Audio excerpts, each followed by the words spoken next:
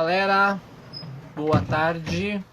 Retornamos aqui, tentamos o contato com o Renato Nogueira, né?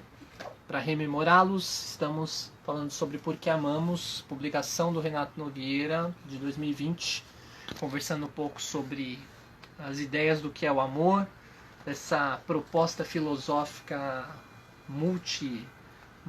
de multiperspectivas, de inúmeras nuances interessantes sobre a humanidade e os desdobramentos desse sentimento na construção da cultura. Renato Nogueira tem um livro muito profundo, bem reflexivo, e a gente vai dar continuidade a esse bate-papo. Caiu a internet lá, a gente viu que o Renato está passando por uma chuva torrencial lá no Rio de Janeiro, e enfim, teve queda de energia. Agora a gente vai tentar retornar esse bate-papo aí para a gente continuar a nossa conversa.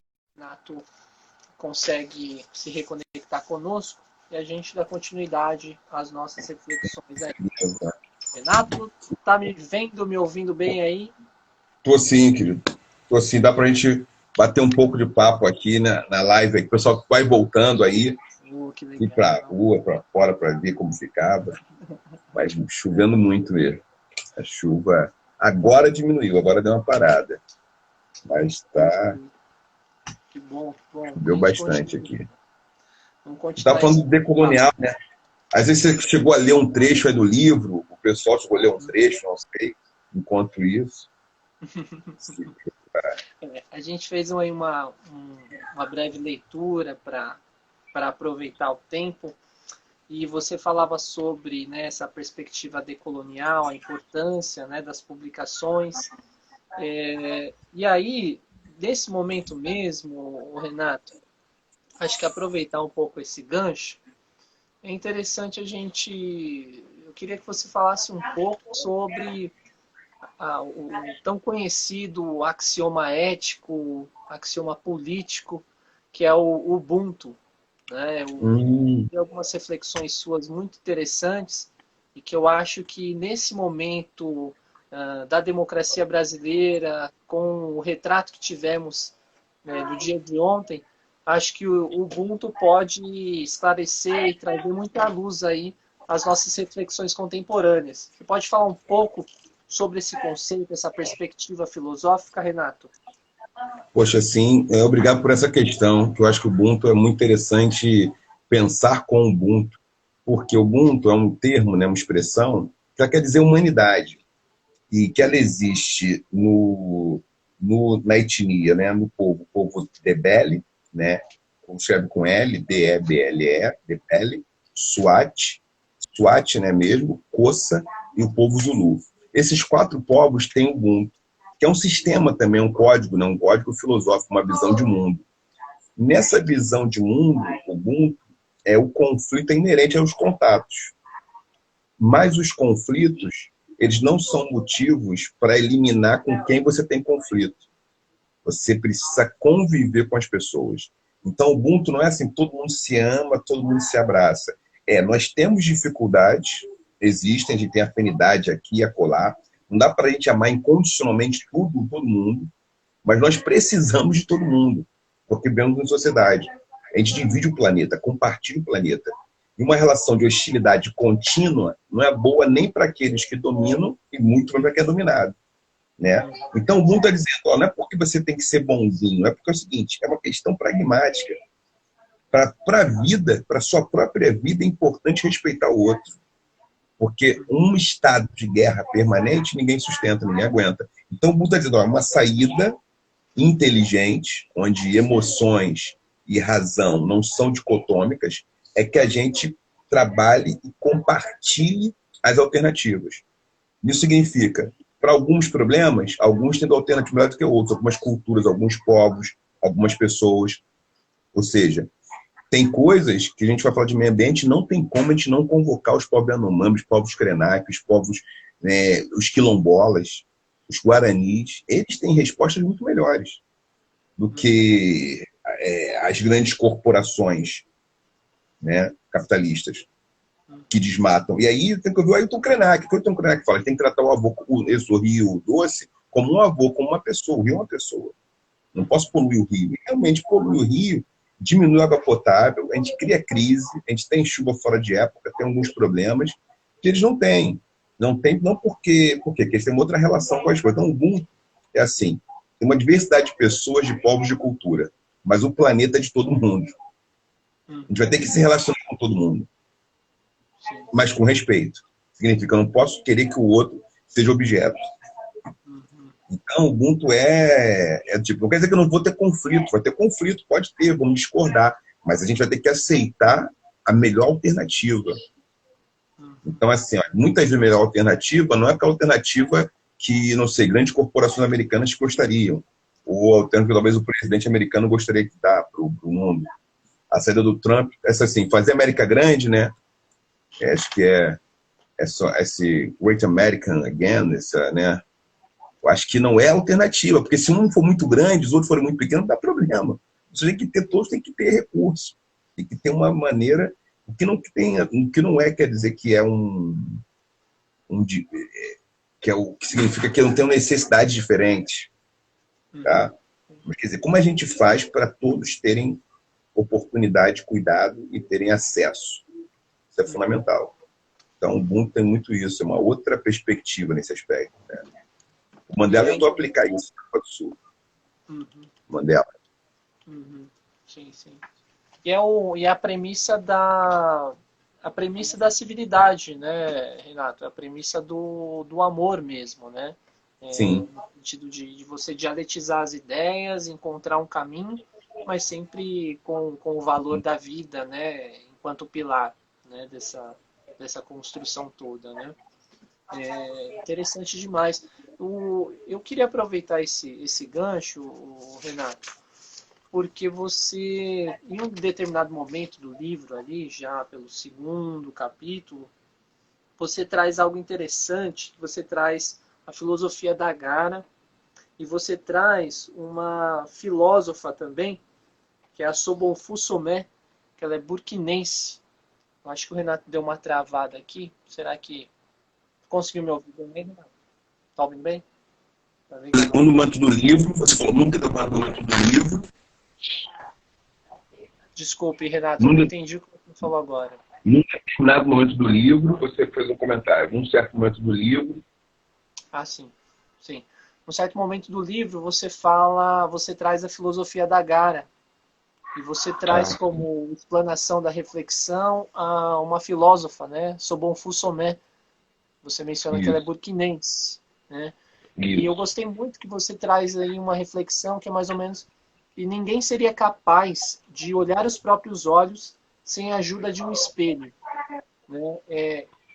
Essa construção, essa ideia de amor por essa perspectiva, tem um pouco a ver também com o Ubuntu, com a ideia de alter ajuda que você diz também? É mais ou menos por aí? Sim. Boa lembrança. Tem relação, porque que eu penso, né? Estão em lados diferentes, né? Falar em Burkina Faso é falar da África do Oeste, né? Os povos da Gara. O Ubuntu são povos lá da África do Sul, são Banto, né? Então está falando de povos de lugares distintos, né? Tem uma distância aí significativa. Agora, é que eu digo, né? A gente pega século XVII, século XVI, XVII. Tinha castelo na França, tinha castelo na Grã-Bretanha, no Reino Unido, né? Tinham modelos muito parecidos, se a gente pensar bem. Óbvio que um francês nunca se sentiria um inglês e vice-versa, eles são diferentes. Os escoceses não são ingleses, né? Tinham tensões ali, mas eles têm modos parecidos, né? Falando línguas que têm muitas vezes raízes comuns. Matéria de religiosidade, eles têm princípios, podem ser protestantes, alguns outros católicos, como depois da Inglaterra se torna, né, anglicana, mas tem uma estrutura comum. Então, acho que nesse sentido existe uma unidade cultural africana. Eu digo assim, são duas Áfricas. A África continente, que é diversa, 54 países, centenas de povos diferentes, etnias, mas tem uma África que não é a África continente, é a África modelo civilizatório cultural. Assim como o Ocidente, modelo civilizatório. É um modelo que tem, como diz o Freud, um Édipo, um complexo de Édipo, uma neurose insistente. Tem algumas coisas em comum. Portugal e Espanha tinham coisa em comum. Tinha realeza, tinha não sei o quê, tinha estruturas urbanas parecidas e o modo de se relacionar com o mundo, né? Então, nesse sentido, o que tem nos da Gara, parecido com o pessoal Ubuntu, estão falando assim, para falar dos povos lá do norte, dessa região, África do Oeste, né? Bambara, Olof, Dagara, né? Senufo. Outros ali são outros, mas eles têm coisas em comum. Assim como os bretões, anglo-saxões, têm coisas em comum com os irlandeses mais tarde. São seus irlandeses, a Irlanda que vai se constituir como nação, né? Nação vassala né? Da coroa. Mas são distintos, mas tem algumas coisas em comum. Então, nesse sentido, tem coisa em comum, sim. Eu acho que eu costumo dizer isso, né? Essas Áfricas, né? África continente, que é uma coisa, a África modelo cultural. É como o Ocidente modelo cultural. Ninguém acha que Europa é sinônimo do Ocidente, mas a Europa está na base da cultura europeia do que a gente chama de Ocidente, né? Está na base disso. Então, tem essa coisa de compartilhar, de falar assim, a gente precisa viver em comunidade, porque não tem outra saída. Não tem que viver junto. Então é o amor que o amor significa. O amor não é que ninguém completa alguém. O amor que eu faço, eu tenho uma parceria com alguém que me ajuda no meu caminho, que me ajuda na minha jornada. Alguém que me ajuda. Eu preciso disso. Então tem que ter muita, né, essa capacidade. Óbvio, está falando de um contexto cultural muito diferente. Um contexto cultural que ninguém pode ser sozinho, por exemplo. Acho que o Ocidente ele hipervalorizou o indivíduo. Então a gente tem essa coisa do indivíduo, né, como... Lá tem uma tentativa de não ter oposição entre indivíduo e comunidade. Aí tem alguns princípios. Ó, você tem um certo momento da vida, tem que casar. Numa cultura tradicional, né, da Gara, o casamento não seja uma imposição, uma necessidade. Tem que encontrar alguém. Né? Porque se entende que uma pessoa sozinha ela não consegue dar conta da sua vida, da sua existência. Precisa de alguém. Então precisa de família, precisa de coisas, tal. Agora, tem formatos variados para quem... É até interessante isso, só para dizer, para passar a palavra, porque não tem problema, por exemplo, na cultura da Gara, a Sommer fala isso muito bem, de pessoas do mesmo sexo casarem, de ter relação policonjugal. Os formatos são variados. Então, para algumas pessoas é mais confortável ter duas esposas, isso é um formato possível, mas não é universal, não é para todo mundo. Para outras pessoas, casar com o sexo oposto, para outras pessoas do mesmo sexo. Não tem problema algum. O que importa é que tem que achar para você um formato confortável para você e para quem está contigo. A comunidade se empenha nisso. Tem anciões que vão se empenhar nesse negócio, sacando qual o seu interesse, o que você precisa. Agora, o ficar sozinho não cabe, não caberia. Isso no contexto da Gara tradicional, por exemplo. Não caberia ser só, ser solitário. Essa é uma ideia. Então, o amor é isso. Você precisa de alguma coisa. Aí o formato varia, né?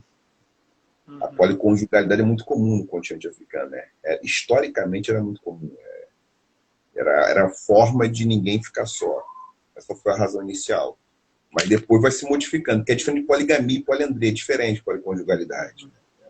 Outro formato. É interessante que para trazer essa reflexão no livro, você, em cada capítulo, na verdade, você traz um referencial, né, de alguma teogonia, de algum mito.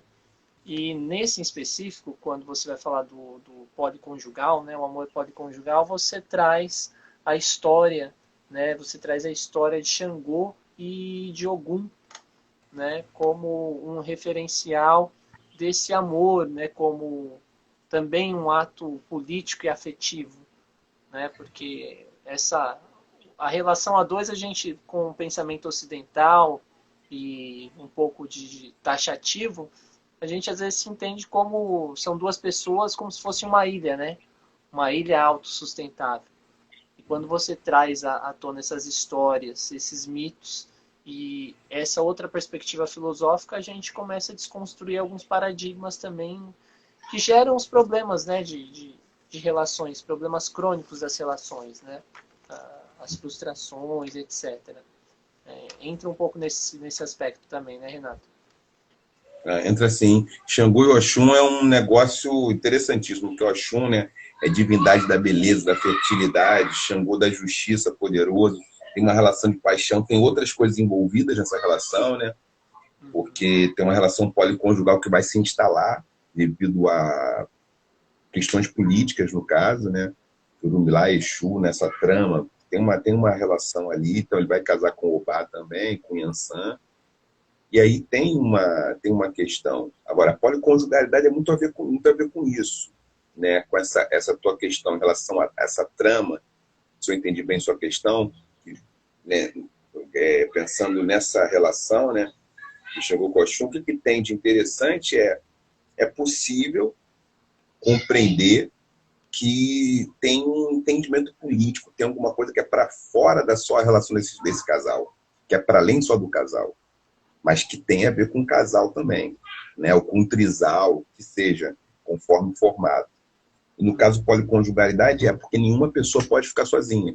E se faltavam outros homens para desposar aquelas mulheres, elas têm que ficar com um homem que já tem esposa. Assim como, se for uma sociedade com densidade demográfica feminina muito baixa, o que acontece? Essas mulheres vão desposar mais de um marido, mais de uma esposa. Isso vai acontecer. Você vai ter uma mulher com uma esposa e um marido, duas esposas, vai ter um formato ali, 3 maridos. Esse formato é conforme a conjuntura exige, a conjuntura pede. Sim. Você vai acabar dividindo, não vai dividir o seu amor, você vai amar aquelas pessoas. Vai ser uma família que vai abrigar as crianças que surgirem, que nascerem ali.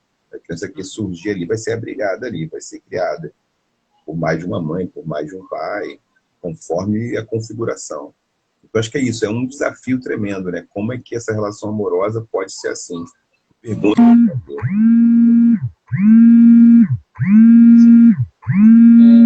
Galera, só para lembrar vocês participar do nosso sorteio, a gente está fazendo sorteio de um exemplar do Porque Amamos, do Renato Nogueira, tá? Basta aí curtir a publicação no feed da Martins Fontes Paulista, marcar um amigo, seguir o perfil do Renato, o perfil da HarperCollins Brasil e o perfil da Martins Fontes Paulista. Tem alguma pergunta, alguma reflexão, fiquem à vontade, colaborem aí conosco para o processo de construção. A gente teve aqui a Eloá, falando aqui que é uma grande referência para todos nós. Salve, Renato Nogueira, amei seu livro. Então, ela curtiu aí muito a leitura também. Assim como muita gente mandando corações e saudações aí, realmente é um livraço, é um livro bem, acho que plural e democrático, né? Renato, para a gente continuar essas reflexões e falar um pouco sobre o livro, eu gostei muito daquela parte que você traz a história da Clarice, né? Clarice Lispector e do Lúcio Cardoso. Você traz ali algo interessante, que é uma peculiaridade ali da vida deles, né? Daquele amor compartilhado entre ambos, e também de um desfecho, de uma impossibilidade, né? De consumação dessa relação. Mas o mais interessante desse caminho todo é quando você entra propriamente no esclarecimento do que é o amor platônico. Né? Você pode trazer um pouco para a gente esse conceito do amor platônico e onde estão os equívocos? E também seu gosto aí pela Clarice e pelo Lúcio enquanto escritores, seu apreço. Sem dúvida nenhuma, não tem como, né? Não tem como não dizer isso, né? Não revelar, né? Clarice Lispector, Lúcio Cardoso, sempre gostei, né? Uma autora muito interessante. Renato, desculpa te interromper. A sua voz está só um pouquinho baixa. Não sei se é o microfone aí. Porque alguém ligou. Alguém liga, né? Dá um problema, eu acho. Tá ótimo, tá ótimo. Melhorou agora, né? Alguém perguntou sobre escrever na educação. Tem escrito sobre educação também. Vamos conversar sobre isso. Sim, vou deixar minhas redes sociais também abertas para trocar ideia, tá? O @NogueiraOficial. E sobre o amor da educação também, Renato? Porque alguém perguntou, né? Tem um interesse, né, de pensar sobre isso. De volta a Clarice e Lúcio, no amor platônico, que é uma relação de interesse, né? Uma relação afetiva ali, né? Uma relação um pouco imaginada, um pouco distante, muita admiração mútua, né? Tanto Lúcio como Clarice se admiravam demais. E aí eu vou para o amor platônico, porque é um pouco isso ilustrar com uma história real, uma pequena história, um mito, né? O amor platônico, dizendo que tem muito a ver com uma beleza cognitiva, uma beleza do conhecimento. É um amor que está numa outra instância, uma outra esfera. Não diz respeito só ao corpo. Não é que o amor platônico não seja só não consumação, né? Tem muitas interpretações em cima de Platão. Mas o que o amor platônico, de alguma forma, nos ajuda a pensar, e aí os estudiosos de Platão, é que tem uma esfera do amor que está para além das aparências, está para além disso que é do físico. Tem relação direta com o amor ao conhecimento, uma relação cognitiva. Não deixa de ser uma relação cognitiva, uma relação de amor ao conhecimento que o outro inspira, aquilo que é essencial no outro. Então, tem uma relação de procurar o que a gente não tem, que nós não... Então, tem muito isso no amor platônico, né? E aí, o Clarice Lispector Lúcio Cardoso, que tinha uma admiração intelectual, uma sapiosexualidade, né? Um pouco isso, né? Que é uma categoria contemporânea usada nos estudos de gênero e sexualidade para falar de pessoas que se interessam por outras a partir da inteligência, a partir do intelecto. Então tem muito a ver com isso, sim, a relação entre Clarice Lispector e Lúcio Cardoso, autores aí que o grande público conhece, né? Clarice, muitos trabalhos, né? Com mais um tipo de escrita. Contemporânea, tem uma... ela encontrou, né, Carolina Maria de Jesus, tem um encontro, Carolina Maria de Jesus e ela, né, que foi uma escritora assim que um best-seller assim, algo inacreditável, né? Como diz um dos biógrafos dela, que eu gosto muito, Cotton Farias, ele comentando, ele fala a biografia, caramba, foi um negócio, o livro despertou curiosidade do mundo inteiro, todo mundo procurando ali, o que é isso, o que é isso, né? Que diário é esse? Né? Então foi bem interessante. E elas se encontraram. Então, lembrando disso, né, dessas figuras. E aí o amor é isso. O amor platônico tem muito a ver com a busca pelo conhecimento, né? Com a busca por alguma coisa que está para além desse encontro, está além desse corpo. Não que o corpo seja necessariamente ruim, mas assim, está para além disso. É numa outra esfera que o interesse se joga, o interesse se lança. Então tem um pouco isso, né?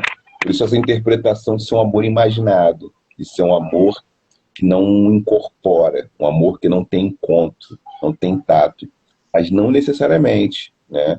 No ponto, num certo sentido, mas é porque isso é muito importante. É muito importante alguma coisa para além só do sensível, só do sensorial, né? Dessa primeira instância dos sentidos, do olhar, do tato. Olha lá, Kika Renato, está dizendo aqui, saudades do meu professor na Federal do Rio de Janeiro. Que bom revê-lo aqui. Então, a Kika aí está mandando saudações. Pô, que legal, Kika. Bacana. Saudades das suas aulas aí. Renato, a gente está falando sobre o amor, você traz uma genealogia bem legal no seu livro, né? Com uma leitura bem ampla, trazendo referenciais sobre o sentimento, sobre o que ele é, o que ele pode ser, o que ele não é, e perspectivas diferentes. Mas a gente vê que nesse tempo tão obscuro, né, pensar no contexto do nosso país e pensar também globalmente, a gente está vivendo talvez uma crise epistêmica, amorosa, uma crise do amor, né? A gente está vendo aí uma potência muito grande dos discursos e narrativas de ódio, né? Pululando o fascismo em diferentes lugares do globo. Você, enquanto pensador contemporâneo importante, um grande filósofo, você acredita que se deve ao quê? Né? Quais são os possíveis caminhos para entender essa tamanha crise humanitária que a gente vem vivendo hoje, essa crise do amor na contemporaneidade?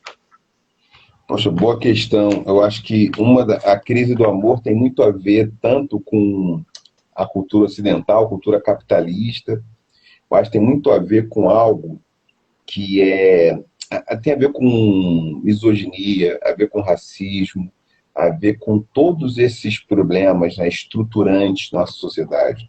Porque, de alguma maneira, o que é misoginia? O que é o racismo?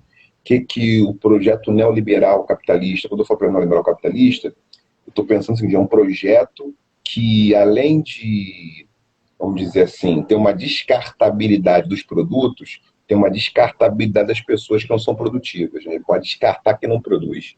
O exército de reserva se torna permanente, com muita radicalidade. Mas tem uma expressão que eu lembro do Ami Césaire, que é de colonização igual coisificação. E parece que quando a gente coisifica, o amor entra muito em crise. A gente desumaniza.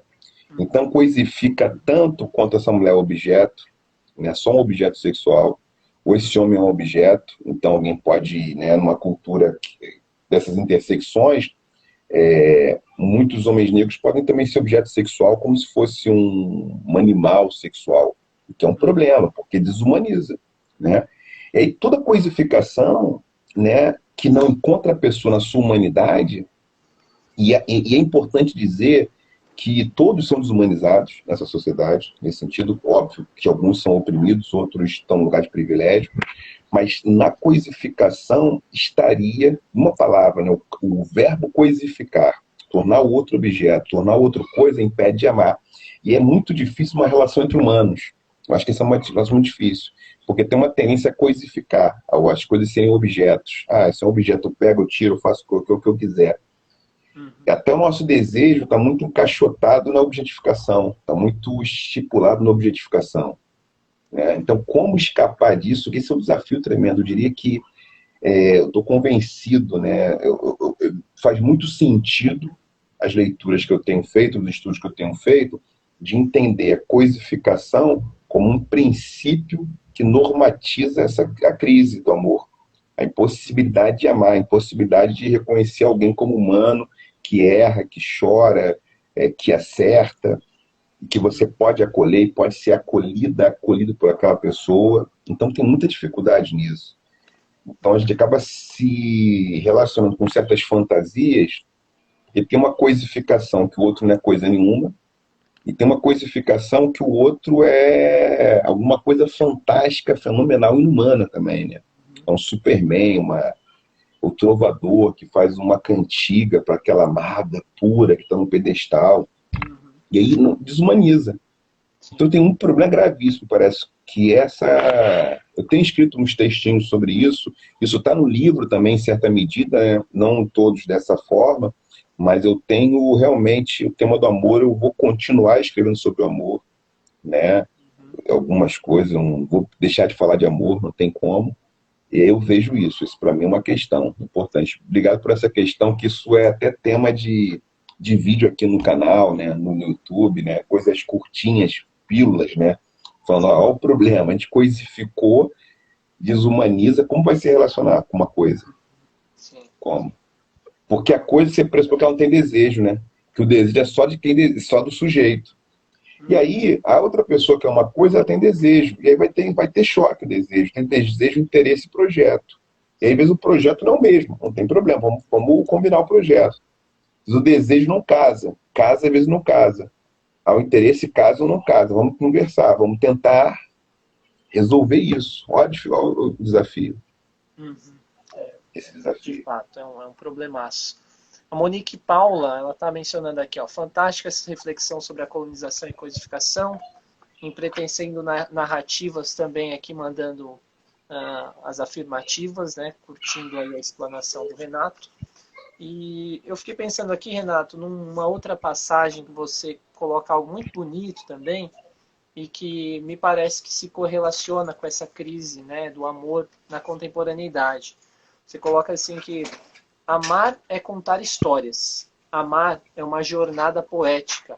Eu achei isso muito bonito e me fez lembrar das relações que se tem, das interações que muitos povos originários têm. Se a gente pensar aqui no Brasil, Yawanawás, Caxinawás, Krenax, enfim, Guaranis, que eles têm como premissa o verbo, né, e o verbo oralizado. E aí a gente consegue ver que num bate-papo assim, super despojado, em qualquer momento, um nativo ele traz aí memórias de inúmeras gerações, né, que o antecedem. É isso tudo de memória. Pode voltar de novo, por favor, essa parte que é o som. O som aqui deu uma... Vamos lá. Foi o que estava falando, peguei oralizar um pedacinho. Isso, e assim, a gente vê então nesses povos originários que eles facilmente conseguem se remeter a inúmeras gerações pela memória, né, de uma maneira muito espontânea, muito orgânica. Eles já têm toda a sua história, né, de alguma maneira registrada na sua inconsciência, na sua consciência.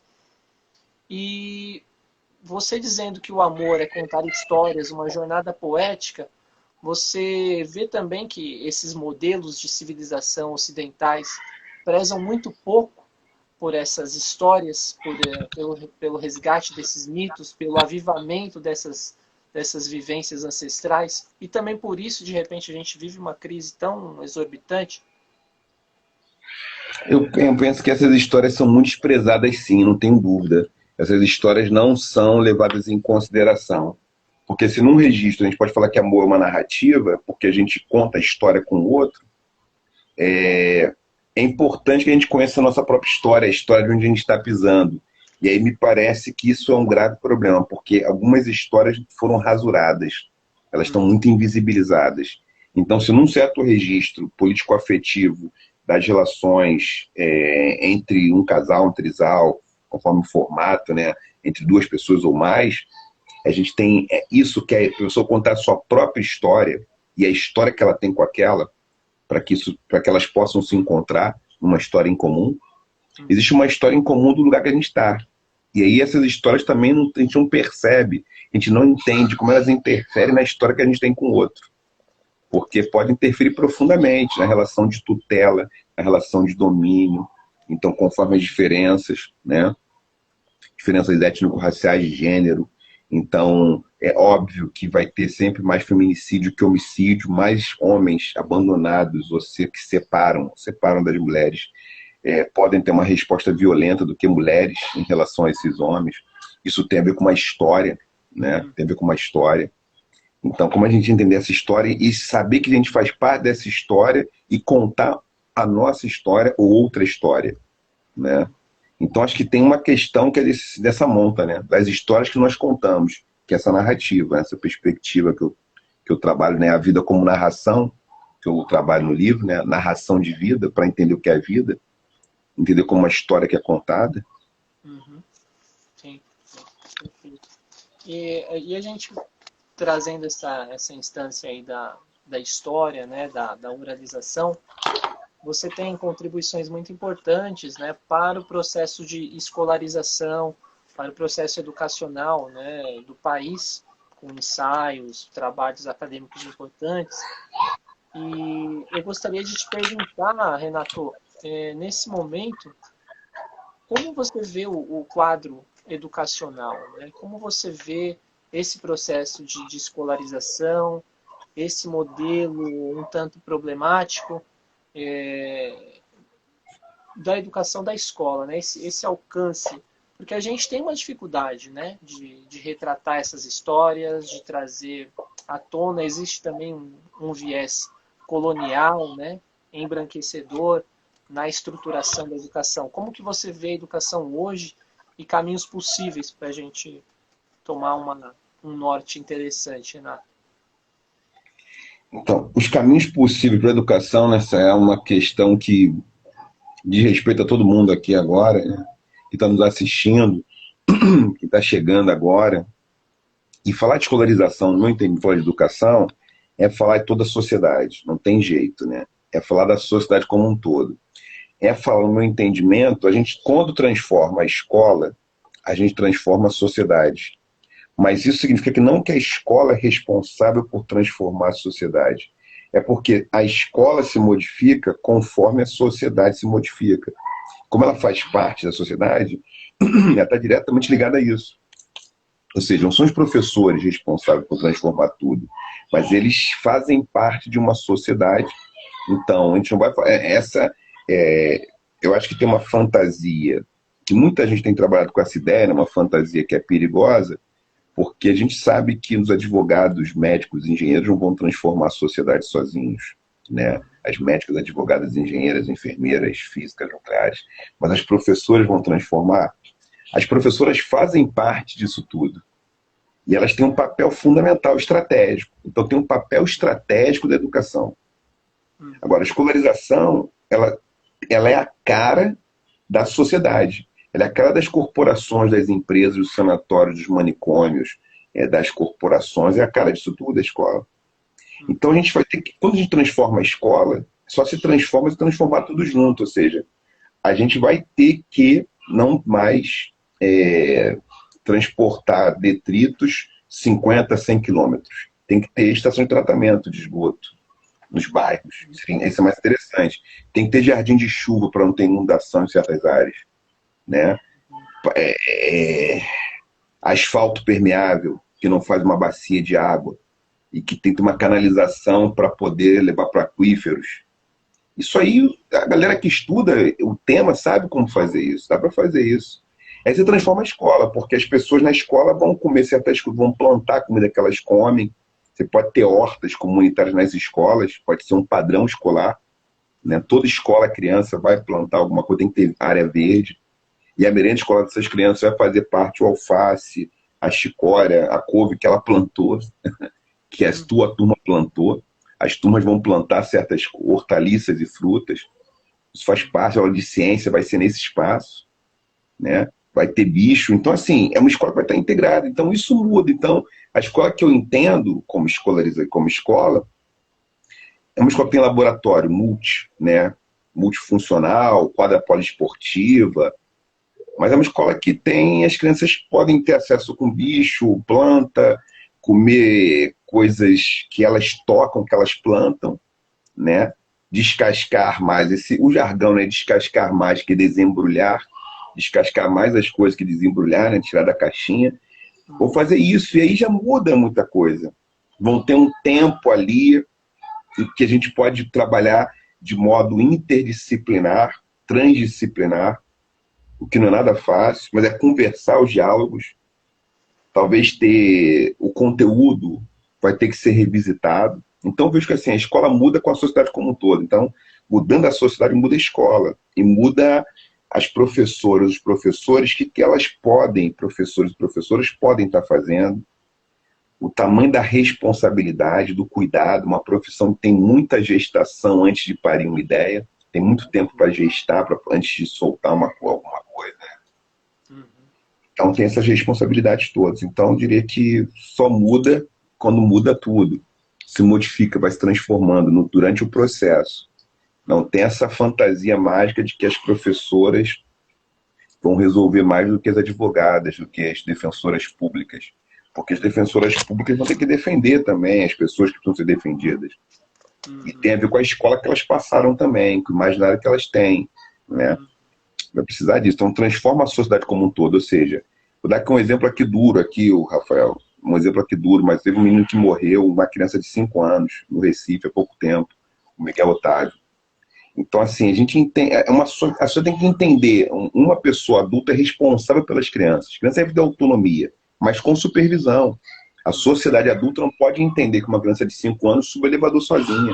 Isso é gravíssimo. Então, não pode ter um júri, uma corte, né, magistrados que digam, não, mas pode ser que... Não tem como. Ó, pessoas adultas cuidam das crianças, que não têm autonomia suficiente para subir o elevador. Aos 5 anos, a nossa ciência, eu tenho filhas, né, pequenas, tem crianças aqui em casa, o pessoal até ouvindo barulho aqui. Não tem condição de uma criança de 5 anos subir o elevador sozinha. Não tem condição, não faz sentido. E aí a sociedade fala assim, tem consenso, há consenso, nós cuidamos das crianças. Nós cuidamos das crianças. A gente cuida. Né? A gente cuida, a gente ensina a fazer, a gente vai pra caçada junto, vai fazer então. E aí a cidade tem que dizer, ó, isso aqui não é, a gente não autoriza esse comportamento. De pessoas adultas deixarem uma criança subir sozinha no elevador. Tem que dizer isso, né? Então aí a magistrada transforma a sociedade. A defensor, o juiz transforma a sociedade, quando ele chega e dá a punição correta para um caso desse. Né? E a gente discute, mas foi o quê? Foi porque fez isso, porque a criança é negra, então a criança negra não tem infância. Né? Quando um homem comete um ato de violência bárbara, como estupro, a sociedade tem que dizer para esse homem, o que aconteceu que esse homem fez isso? E ele está solto.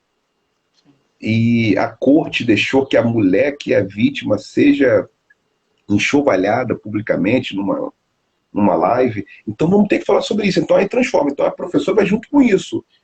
Os juízes têm que dar exemplo, as magistradas, para olha só, isso aqui é um crime grave, né? Isso é um crime grave. E não pode ter uma interpretação criativa nessa hora. O tal do estupro culposo, por exemplo. Isso é muito uma criatividade que eu gosto dos poetas, né? Mas No direito, essa criatividade é perigosa, nesse caso aí, muito perigosa. E aí, eu fico pensando nisso, então assim, aí transforma, então a escola faz parte disso tudo. E aí essas pessoas, né, é como a gente já teve casos de pessoas que amputaram a perna esquerda e a perna direita no hospital, quer dizer, isso é grave, gravíssimo. Assim, o profissional só tem que estar ali, cara, o que aconteceu? Então, eu fico pensando, a professora faz parte disso tudo, né? A professora faz parte disso tudo. Então, a gente vamos discutir isso, professora, com as professoras, mas vocês fazem parte do resto. Então, como seriam as professoras? Quando magistrados, engenheiros fazem o seu trabalho bem feito, com cuidado, né? Quer dizer, a gente via muito tempo atrás, né, pontes que caía, e aí eu pergunto assim, eu fico pensando no Egito, né, o Kemet, o Egito foi demais, né? Porque a África, o Egito era um troço fora de um sério, né? Era uma civilização, pô, top, top, top, top. E, né? Muralhas da China, não vamos longe. Muralhas da China estão ali bem até hoje. Olha que equipe de engenharia incrível. Equipe de engenharia das pirâmides, daqueles sarcófagos, túmulos, né? Aquelas mastabas. Então é óbvio que assim, é cuidado que tem que ter para poder realizar e fazer alguma coisa, né? O trabalho das pessoas. Sim. Porque não vai para uma ciclovia feita a cair em 3 semanas. São coisas que acontecem, nossa, né? No Brasil. A ciclovia caiu, porque não teve um cálculo, né? Quer dizer, fico pensando se são lições de Imhotep, engenheiro 5.000 anos antes de Cristo, que daria que dessas lições, como não deixar que uma construção ela caia, desabe da primeira chuva pela qual ela passa.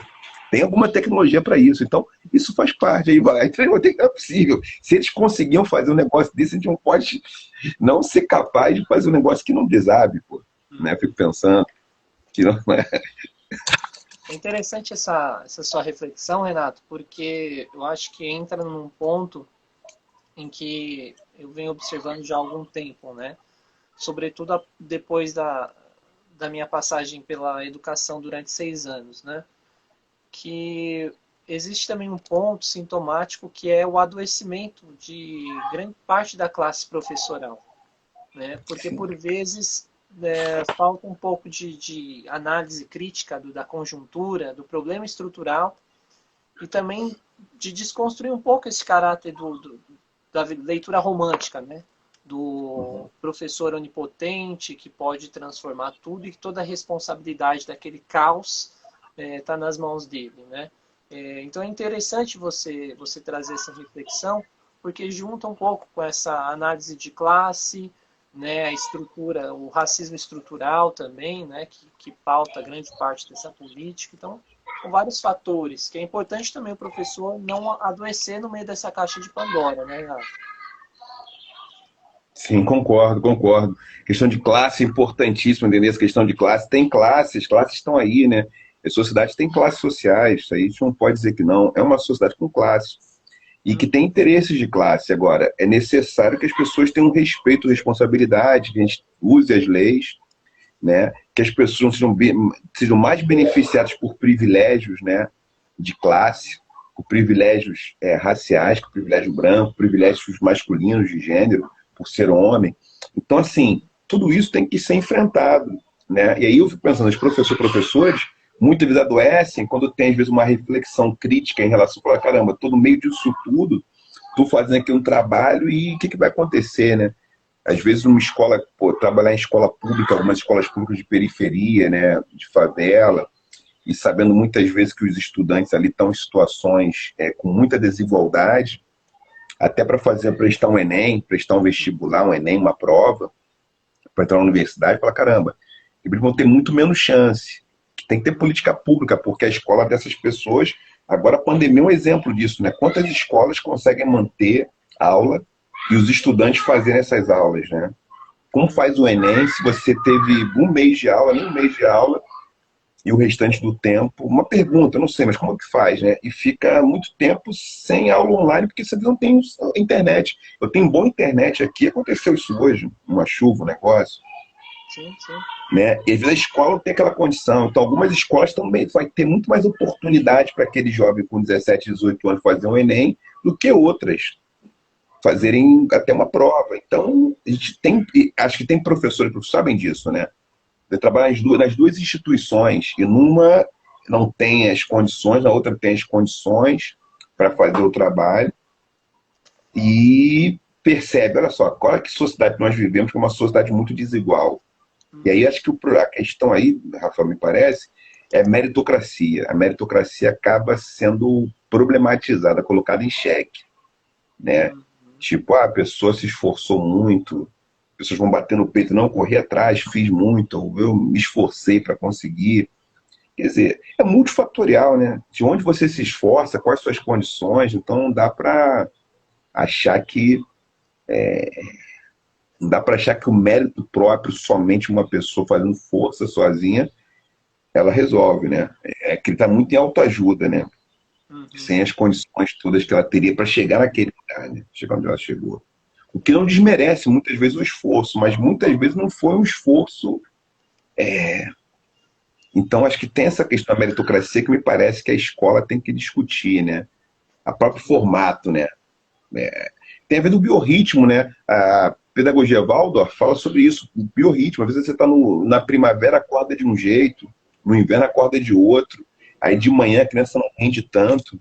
Eu aprendi com os guaranis isso, com a Sandra Benite. Sandra é uma antropóloga guarani. Ela diz, as crianças pequenas guaranis têm que ter aula de tarde, não pode ter aula de manhã, porque elas dormem tarde com os pais depois de ficar na fogueira. Depois de uma história na fogueira, de uma atividade com os pais. Os adolescentes e jovens, não, eles acordam muito cedo. E aí foram fazer uma escola lá, queriam que as crianças pequenas estudassem de manhã, adolescentes à tarde. Aí era problema, as crianças ficavam dormindo na sala, a pessoa não tinha compreensão básica. Quiseram mudar a realidade. Não, aqui tem uma cultura que é isso. Crianças pequenas dormem tarde, já acordam 10 da manhã, 11, porque elas dormem até tarde, dormem tarde. Dormem 2, 3 da manhã, vai acordar às 10. Agora, adolescentes não dormem cedo. Eles dormem cedo, adolescente, porque tem a ver com a cultura, energia. E aí acorda cedinho, tá acorda de pé, pronto. É outro ritmo. Você não compreende isso, essa escola que não conversa com isso, é uma escola que não vai dar certo. Não vai funcionar essa escola. Acho que esse que é o nosso problema. Escola que não traz esse... Você teve experiência na escola, como foi a tua experiência? Não sei se falou, né, aqui, né? Comentou um pouquinho, né? Deve ter visto muita coisa, né? Deve ter visto muita coisa, eu acho, na educação, que eu acho que é isso, né? É um desafio tremendo, Um né? desafio enorme, é um desafio enorme e, assim, cabe o engajamento, né? O engajamento e a luta. Bom, a galera aqui, ó, o Samba Não Sense tá mandando aqui, salve professor, Grande Jefferson. jazz, conhece tudo de jazz, mestre incrível, galera parabenizando aí as reflexões, a Caritá 40 mandou aqui, a pandemia desmascarou a realidade do antagonismo das classes sociais, realmente ficou mais em evidência, o que já era praticamente óbvio, né? E a gente está chegando aqui para 48 minutos de bate-papo, depois da nossa retomada, né, Renato? Sim.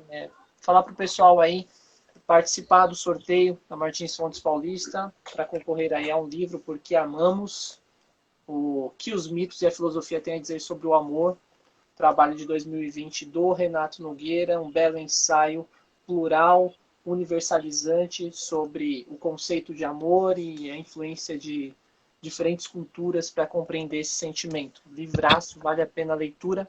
Aproveitar aí para você, enfim, né, se abarcar desses conteúdos e pensar um pouco também numa perspectiva decolonial, vale a pena. Renato, a gente está aqui indo para os últimos 10 minutos e a conversa é muito, muito boa, muito, muito profícua aí, né? Porque você é muito generoso, muito gentil. Eu gostaria que você falasse um pouco para a gente como você vê nesse momento, né? Sob uma perspectiva do amor e de um engajamento pacífico, o que podemos fazer nesse momento tão obscuro do país, em que a gente tem uma política de anti-intelectualismo muito pungente, a gente tem aí a potencialização da perseguição dos povos originários, a gente tem eventos muito claros, né, do genocídio negro nas periferias e, enfim, o clima é melancólico, né? Pensar o que estão fazendo na Amazônia, enfim, já essa herança toda escravocrata tão nefasta, né? que você nos aconselha, para além da leitura de bons livros e reflexões críticas, o que você nos aconselha para este momento tão delicado? Momento pandêmico, não podemos esquecer, né? A pandemia está aí ainda, não passou. E o que você pode trazer para a gente como conselho de como lidar com tempos tão obscuros? Então, essa questão, Rafa, é uma questão... Se deu para ouvir bem, é uma questão... Eu vou caminhar para essa questão, caminhar para o final, porque eu tenho uma aula daqui a pouco, né? Vou entrar na sala depois, aí mais um pouquinho com vocês, mas essa questão acho que é super, super importante por uma razão. Eu acho que a gente caiu em problemas gravíssimos. Um foi da antipolítica, a ideia de antipolítica é terrível. Pessoas se candidatavam em 2012, 2016 muito, 2018 então, dizendo que não são políticas, que não faziam política. Então, pessoas, assim, uma contradição absurda. Eu não faço política, eu venho aqui, mas não sou da política. Teve muita gente, né? Muitos nomes aí. A gente, não vamos parar de falar, né? Tem uns que estão até aí, governador, tem muitos, né? E, fora da política, veio uma agenda anticorrupção. Ninguém está dizendo que a corrupção não deve ser combatida, acho que ninguém pensaria isso, ninguém vai dizer isso. A questão é acreditar que o maior problema do Brasil é a corrupção é uma falta de compreensão do que é a política. Ou seja, a corrupção é um problema no Brasil, dentre vários outros. Agora, numa ordem de escala, ela é um problema estruturante, mas que faz parte de outras questões. Que se o debate não for qualificado, a fórmula é muito fácil. O negócio é antipolítica combater corrupção. Então, essa fórmula antipolítica e o antipolítico ele vai combater corrupção, isso vai nos resolver, vai levar alguma coisa, aqui para quem está nos assistindo aqui, a delinquência intelectual. Então, acho que a delinquência intelectual é um negócio seríssimo, né? É a pessoa que ela se apodera. E aí tem desonestidade intelectual e tem delinquência intelectual, que é um nível muito mais... É tudo de um nível muito baixo, muito ruim. Porque assim, a pessoa não tem propriedade, não é problema não saber, a gente está aqui para aprender, vamos aprender juntos, vamos ver o que tem que fazer, como faz. Mas as pessoas assumirem posições, por exemplo, o terraplanismo, eu respeito todo mundo. Agora, quem já teve aula de geografia, né? Quem já viajou para a Argentina, ou não vai longe, já assistiu uma partida de futebol transmitida do Japão, ela percebeu que no Japão a hora era diferente da hora que está aqui no Brasil. Percebeu a hora diferente, então a Terra não pode ser plana. Tem fuso horário. A Terra não pode ser plana. Então são algumas coisas que têm evidências. E aí a delinquência intelectual acaba entrando na política. Porque você monta, né? Você monta umas coisas que são desse naipe. Quer dizer, se existe fuso horário, quer dizer, até pode ser plano, você tem, é um globo, né? Acho mais no polo, mas é diferente. Num lugar está inverno, no outro está verão. Um está de noite, o outro está frio. Um está quente, o outro está frio. Peraí. Se fosse plano, era tudo igual, né? Era tudo. Então são algumas coisas que... Esse é um problema. Antipolítica, anticiência e combate à corrupção. Eu acho que tudo isso junto criou um problema. Porque as pessoas queriam respostas mais fáceis. Aí também entraram... eu acho que tem alguns fenômenos, né, políticos, de caras durões. Acho que o presidente dos Estados Unidos é um exemplo disso, né, e outros presidentes na América Latina também, que tem muito a ver com isso, né? Os caras, assim, tipo, né, John Wayne, assim, uma coisa, né, um cara durão que resolve os problemas, que fala o que pensa, mas que que está faltando, porque veio com a antipolítica, com combate à corrupção, né, com todo mundo pode ter opinião, todo mundo pode ter opinião, sem dúvida alguma. Sem dúvida alguma, é óbvio. Agora, existem perspectivas, pontos de vista que não são meramente opiniões. Porque eles estão baseados em estudos, em hipótese, em pesquisa, e aí a gente precisa ouvir isso para resolver. Para fazer um planejamento urbano de uma cidade, tem que chamar algumas pessoas para fazer esse planejamento urbano, né?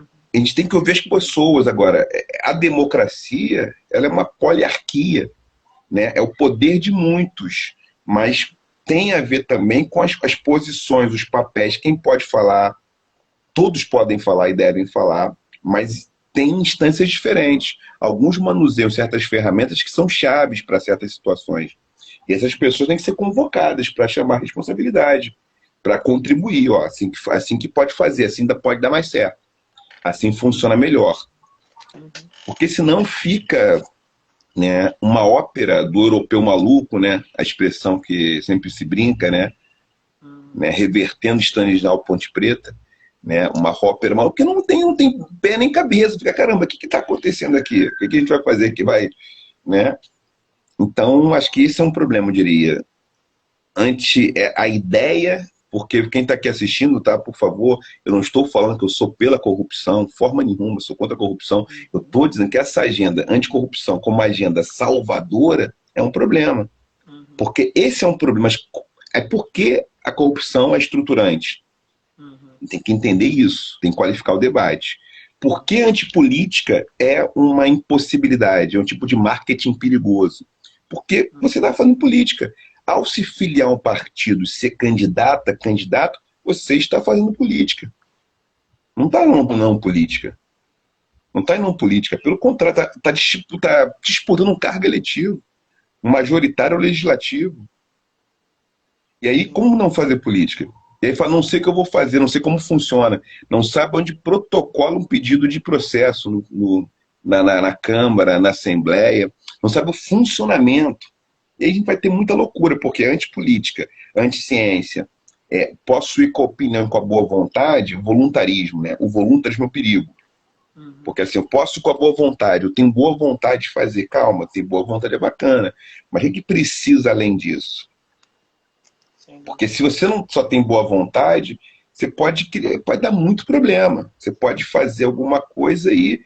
Como funciona? O que é o Congresso? O Congresso é uma coisa, né?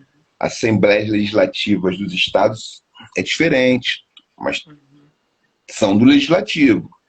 Agora, vereador não trabalha com segurança pública. No Brasil, na nossa república, vereadores não trabalham com segurança pública, cabe ao Estado. E aí o vereador chega e faz um projeto de campanha que vai aumentar o salário da polícia militar, que vai fazer um projeto de lei para... Então, assim, é um problema, assim, não, está falando uma coisa que não tem a ver com isso, não tem a ver com papel, que é de fiscalizar o trabalho do prefeito e de fazer legislar, né, e de conversar com a cidade, né, conversar e trazer demanda da cidade, para a legislatura. Então, são essas questões que falta muita qualificação, debate qualificado. O que está acontecendo, né? Debate qualificado. Sim. Seria um pouco isso, eu adorei. Vou ouvir mais uma aqui para dar uma fechada por causa do horário, por conta do... Vou ter que baixar um negócio aqui para... 20 minutos para baixar um negócio para entrar na aula. Renato, muita generosidade da sua parte, né? A galera aqui dizendo como você é necessário para o pensamento filosófico contemporâneo, né? Para os desdobramentos políticos do país, para a nossa educação. É um orgulho muito grande, né? A gente ter você aí na linha de frente. Nós estamos com 58 minutos e meio e a live do Instagram permite só 1 hora, Renato. Então aqui eu vou deixar o nosso agradecimento, né? A grande gentileza de você participar conosco dessa live, contribuir com todo o seu conhecimento. Falar para a galera aí, participem do sorteio conosco, porque amamos um exemplar disponível aí para sorteio no feed da Martins Fontes Paulista. Só curtir lá, marcar um amigo, seguir o perfil do Renato, da HarperCollins Brasil e da livraria Martins Fontes Paulista. Esse livraço do Renato Nogueira, para quem não conhece, vale muito a pena a leitura. Então, façam essa leitura, porque eu acho que vai enriquecer demais aí a caminhada, a jornada de vocês. Renato, deixar suas considerações finais. Muito grato, temos aí 40 segundos para findar esse diálogo. Muito grato mesmo, Renato. Deixa um abraço. Naquela pergunta anterior, se associar, se associem nos espaços, movimentos sociais, políticos que possam reivindicar, fazer o seu papel. Deixo aqui o meu contato para quem quiser me seguir no Instagram, @Nogueira, Nogueira sem I, @Nogueira_oficial. E quem quiser trocar ideia, chamar para alguma coisa ao meu alcance, contato nogueira@gmail.com. Tá? Tá aí, Renato, muito grato, galera, pela colaboração, contribuição com as reflexões, muito amor, engajamento e senso crítico para a nossa jornada ainda no fim de 2020. Muito grato, Renato, um abraço forte, valeu, galera. Obrigadíssimo. Obrigado, querido. Boa leitura. Tamo junto. Tá?